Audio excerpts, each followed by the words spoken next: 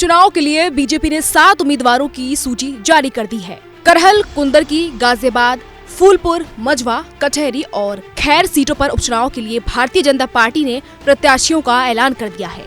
Bharatiya Janata party ने Karhal seat से अनुजेश यादव, कुंदरकी से रामवीर सिंह ठाकुर, मझवा से सुष्मिता मौर्य, कचहरी से धर्मराज निषाद, खैर से सुरेंद्र दिलेर और मीरापुर से प्रत्याशियों का ऐलान किया है। फूलपुर से दीपक पटेल, गाजियाबाद से संजीव शर्मा को टिकट मिला है। हालांकि सीसामऊ सीट से अभी तक बीजेपी ने कोई उम्मीदवार घोषित नहीं किया है।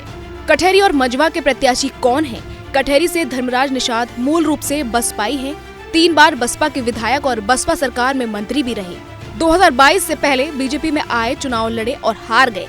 बीजेपी ने इन्हें फिर मौका दिया है। मझवा से सुष्मिता मौर्य बीजेपी से विधायक रही हैं। वर्ष 2022 में सीट निषाद पार्टी को दे दी गई थी। इस बार मझवा से बीजेपी अपनी पार्टी की पूर्व विधायक को लड़ा रही है। अलीगढ़ की खैर सीट से सुरेंद्र दिलेर पूर्व बीजेपी सांसद राजवीर दिलेर के बेटे हैं। फूलपुर से दीपक पटेल पूर्व बीजेपी सांसद केसरी देवी पटेल के बेटे हैं। वहीं कुंदरकी से रामवीर ठाकुर बीजेपी के कार्यकर्ता हैं। वे बीजेपी से चुनाव लड़ चुके हैं पर जीते नहीं थे। वहीं बीजेपी के लिए क्या चुनौती है, ये भी बड़ा सवाल है। जिन सीटों पर उपचुनाव होना है उनमें बीजेपी के लिए कई चुनौतियां हैं। अखिलेश यादव की करहल के बाद दूसरे नंबर पर बीजेपी के लिए मुश्किल सीट है मुरादाबाद की कुंदरकी। कुंदरकी में 2022 के विधानसभा चुनाव में समाजवादी पार्टी के जियाउर रहमान विधायक बने थे।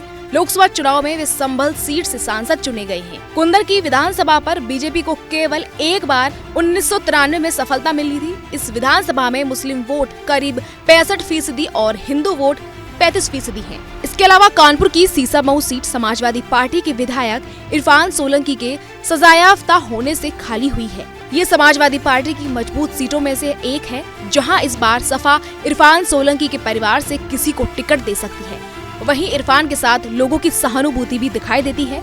ऐसे में ये सीट बीजेपी के लिए मुश्किल सीटों में से एक है।